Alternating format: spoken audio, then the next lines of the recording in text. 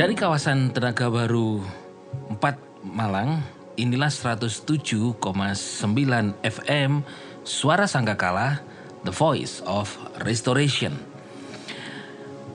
Kita bertemu dalam program Dunia Firman atau Dufan bersama saya Pastor Kuku. Dan hari ini temanya adalah Our Spiritual Warfare atau peperangan rohani kita. Peperangan rohani. Kenapa disebut peperangan rohani?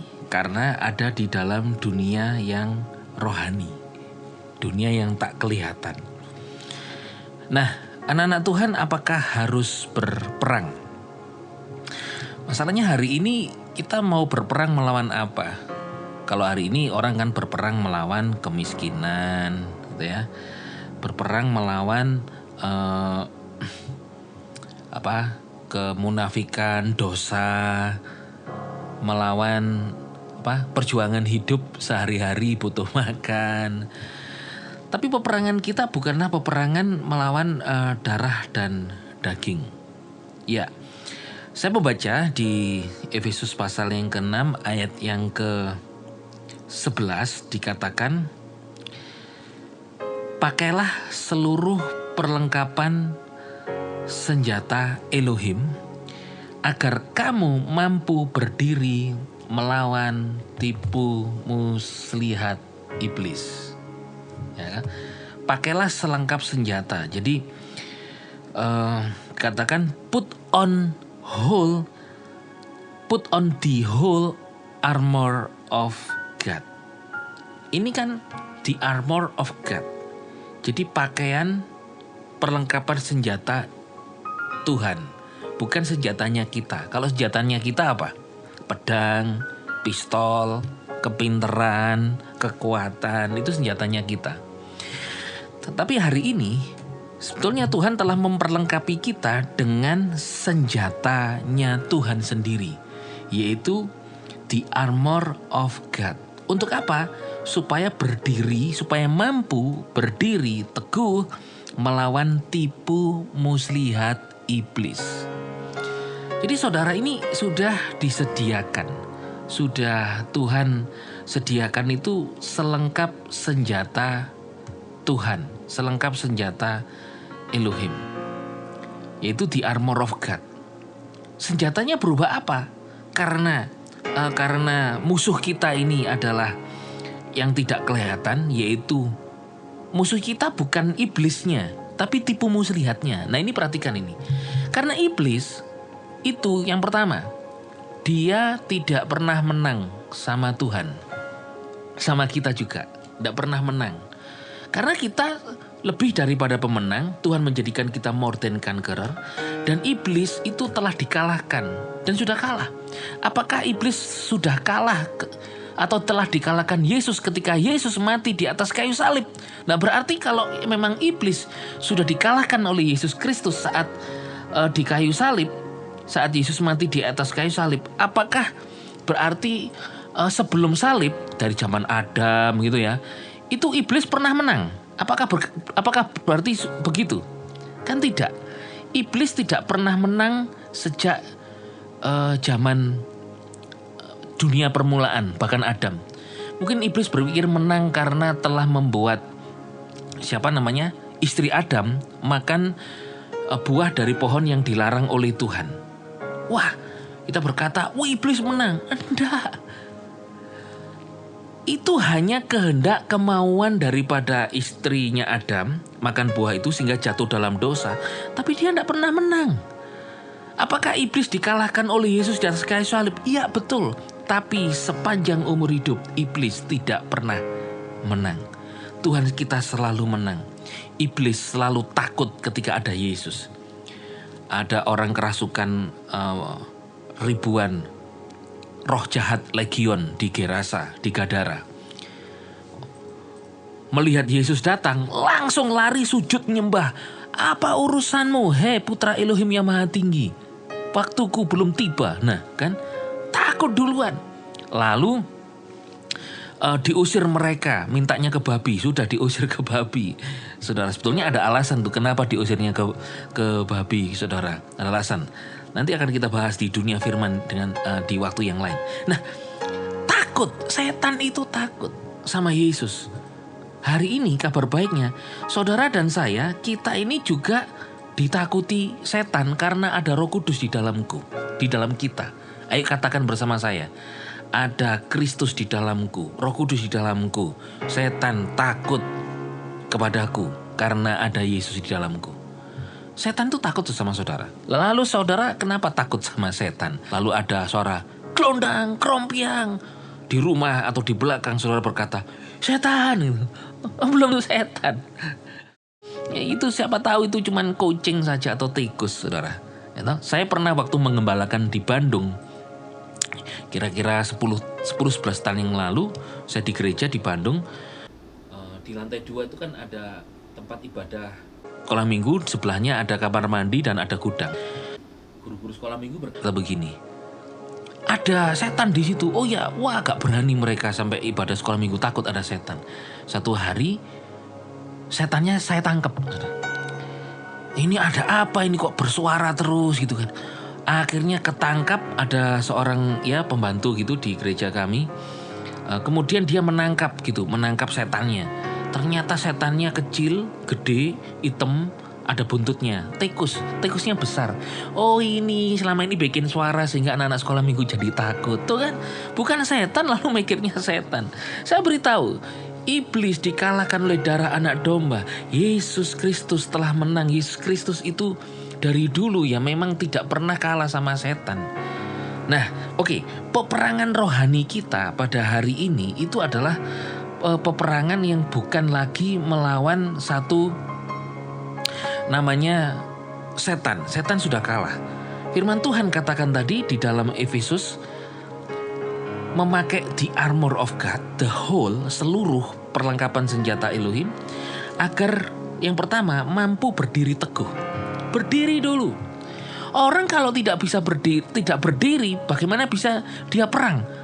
Lalu saudara berdalih gini, lo ada toh Pastor, itu dari jauh kan tiarap aja tidur, nanti membidik perangnya nembak dar. Ada yang tidak berdiri sekarang, perangnya duduk di belakang laptop komputer tinggal pencet bom meluncur.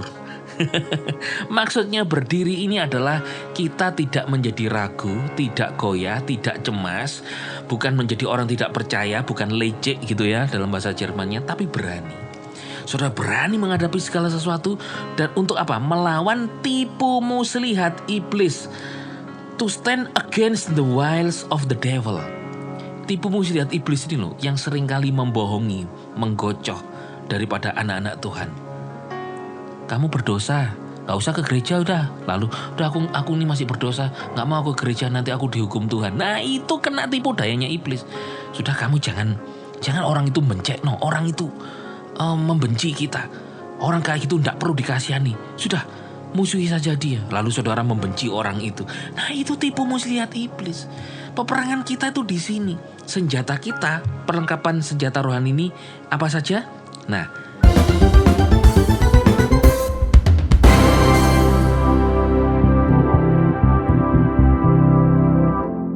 kembali lagi di 107,9 FM Suara Sakakalan, The Voice of Restoration. Ya, ini adalah suara pemulihan. Melalui dunia firman ini, memulihkan tentang pemahaman kita, pengenalan kita akan Tuhan Yesus dan firman-Nya. Mengenai tema hari ini adalah peperangan rohani kita. Tadi sudah saya sampaikan, yang pertama, mengapa kita mesti memakai perlengkapan senjata Elohim? Perlengkapan senjata Tuhan yaitu the armor of God. Yang pertama supaya kita ini mampu berdiri. Karena orang kalau punya masalah berat, berdiri susah. Bukan berdiri di atas dua kaki ini. Maksudnya dia tetap semangat hidup, ndak loyo, bukan putus asa gitu loh. Tetap dia memiliki semangat, aku bisa ini. Aku diberkati nih, Tuhan sertai nih, aku pasti berhasil. Nah itu tetap berdiri. Bukan orang yang kemudian putus asa, itu terjatuh dia. Yang kedua adalah our spiritual warfare, itu adalah untuk melawan tipu muslihat, tipu daya, tipuan setan. Salah satu tipuannya tadi saya sampaikan adalah apa? Bahwa kamu orang berdosa. Sudah, kamu tidak diampuni Tuhan. Nah, itu tipuan setan. Kabar baiknya adalah, Tuhan Yesus mengasihimu, Dia mati di atas kayu salib menghapus dosamu. Ayolah kita ke gereja, ayolah kita ibadah. Semangatlah bekerja, engkau bekerja sebagai orang benar. Engkau bekerja, engkau hidup bukan sebagai orang berdosa. Kita ini hamba kebenaran, bukan hamba dosa. Jadi kita itu dipanggil Tuhan untuk bebas, merdeka, berbuat kebenaran, bukan bebas berbuat dosa. Nah, itu yang kedua. Yang ketiga, di Efesus 6 ayat 12 dikatakan, sebab perjuangan kita bukanlah melawan darah dan daging, melainkan melawan penguasa-penguasa di udara, melawan penguasa-penguasa, otoritas-otoritas, melawan penghulu-penghulu kegelapan di dunia ini, melawan roh-roh jahat di udara. Nah, jadi our wrestle, perjuangan kita ini bukanlah melawan darah dan daging. Itu bicara tentang sesama kita, manusia. Manusia perlu dikasihi, perlu diberi kabar baik, perlu dihibur, dikuatkan, didoakan. Tapi against the principalities, against the powers, jadi penguasa, kuasa-kuasa, aturan-aturannya. Jadi the ruler of the darkness, para pemerintah di udara, yaitu roh-roh jahat. Setan tidak bisa mendekati saya dan saudara. Mengapa? Karena kita telah dikuduskan oleh darah Yesus. Yang kedua, karena kita telah ditempatkan di dalam Kristus. In Christ, mana berani setan masuk ke dalam Kristus? Gak berani. Setan tidak bisa menyentuh saudara. Ada lagu pujian Jawa berkata begini, setan ora doyan, demit orang dulit, leloro podo lungo, amarga pracaya. Gusti Yesus. Jadi saudara, apapun masalahmu, ada Yesus, beres kabeh, gitu kan. Urip iki pancen akeh masalah. Masalahnya banyak, tapi ada Yesus. Tuhan Yesus menegakkan kaki kita, menegakkan untuk berdiri, menegakkan kepala kita, terangkat untuk melihat kemenangan daripada Tuhan. Saudara, bukan melawan orang-orang yang membenci kita, perlu kita kasihi, perlu kita doakan, tapi kita melawan roh-roh jahat kuasa itu yang mereka nggak bisa mendekati kita, tapi tipu muslihatnya ini loh. Dikatakan bahwa di ayat yang ke-16, di atas segalanya gunakanlah perisai iman sehingga kamu mampu memadamkan semua panah api sejahat. Lihat, orang manah dari jauh atau dekat? Dari jauh toh. Kalau setan bisa mendekati kita, itu ayatnya akan berkata, pakailah perisai iman, gunakan perisai iman agar kamu dapat menahan tusukan. Ini dia memanah dari jauh. Tipu muslihatnya nih. Kita dibohongi. Kamu gak bisa ditolong Tuhan. Kamu sakit-sakitan. Kamu gak bisa diberkati. Dari dulu kamu tuh melarat, miskin. Itu tipuan-tipuan iblis, saudara. Memang keadaanmu lagi sakit. Tapi kabar baiknya, biarlah imanmu berkata, aku sehat oleh pilur darah Yesus, aku disembuhkan. Nah, jadi supaya engkau dapat berdiri teguh, dapat menjadi kuat, dan bisa melawan tipu muslihat ini loh. Ini loh peperangan rohani kita. Banyak tipuan-tipuan, dusta-dusta kebohongan, hoax-hoax rohani, spiritual hoax itu. Maka dari itu belajar firman, itu penting, mendengar firman, kita banyak berdoa, memuji, menyembah, bergaul dengan Tuhan, sehingga saudara diberi kepekaan, tuntunan untuk bisa tetap berdiri teguh. Nah, apa saja sih senjata kita? Our armor of God ini. Senjata-senjata kita itu adalah ikat pinggang kebenaran. Tuhan telah membenarkan saudara oleh darah Yesus. Jadi engkau kencangkan ikat pinggangmu, fast your seatbelt. Katakan, aku orang benar dalam Yesus. Aku telah dibenarkan. Aku hamba kebenaran. Saudara ini hamba kebenaran, bukan hamba dosa. Firman yang ngomong, kamu adalah hamba kebenaran. Ini status saudara, bukan hamba dosa. Ini ikat pinggang kita. Engkau berdiri di atas tempat yang benar, yaitu di dalam Kristus. Kebenaran yang bisa mengalahkan ketidakadilan daripada si jahat.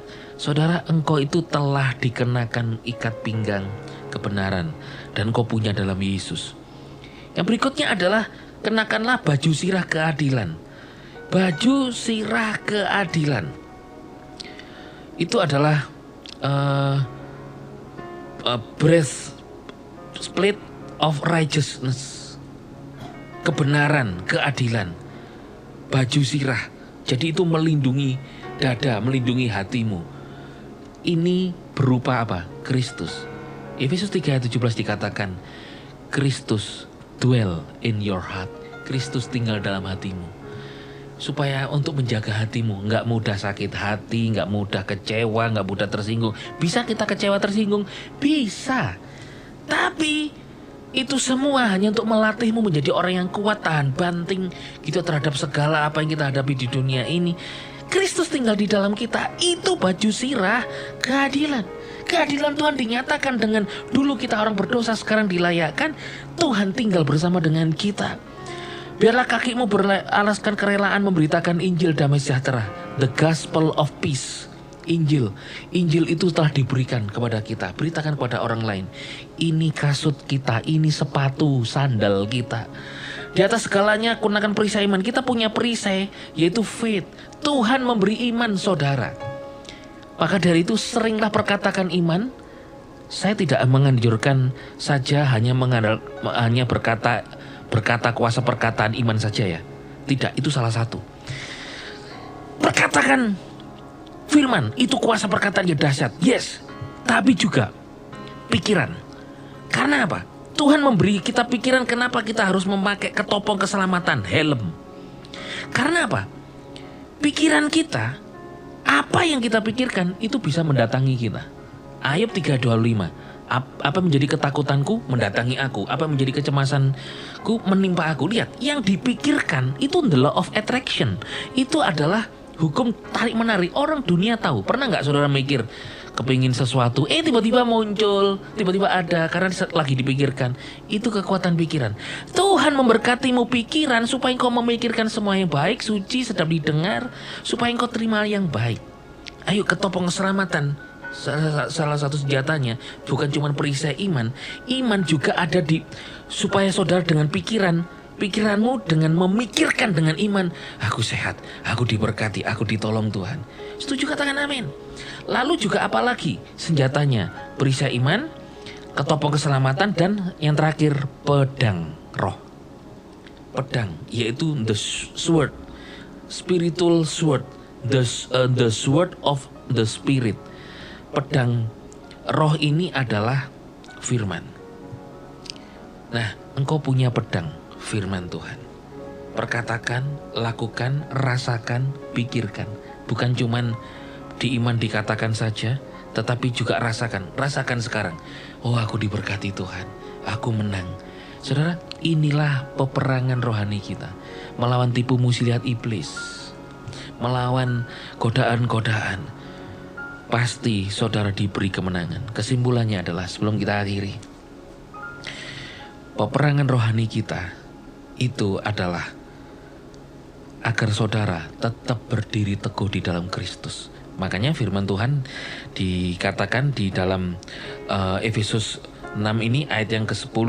Akhirnya saudara-saudaraku dalam Kristus, in Christ, jadilah kuat. Dikatakan be strong in the Lord. Jadilah kuat. Jadi kuat. Tujuan peperangan rohani ini adalah engkau supaya berdiri teguh dan kuat, bukan menjadi orang Kristen yang lemah.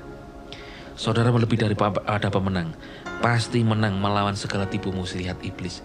Iblis tidak perlu dikalahkan, dia sudah kalah. Yang perlu saudara lakukan adalah deklarasi kemenangan saudara dalam Kristus. Saudara bisa, kalau ada pertanyaan boleh WA ke 081333720.000 atau di Instagram suara @suarasangakala Malang, YouTube Suara Sangakala Malang. Saudara boleh like, komen, subscribe, bagikan linknya kepada yang lain, Facebook Sangakala Malang atau TikTok Suara Sangakala Malang. Dari tempat ini, kawasan Raga Baru 4 Malang, inilah 107,9 Suara Sangakala, the voice of restoration. Yesus Masiah, bless you.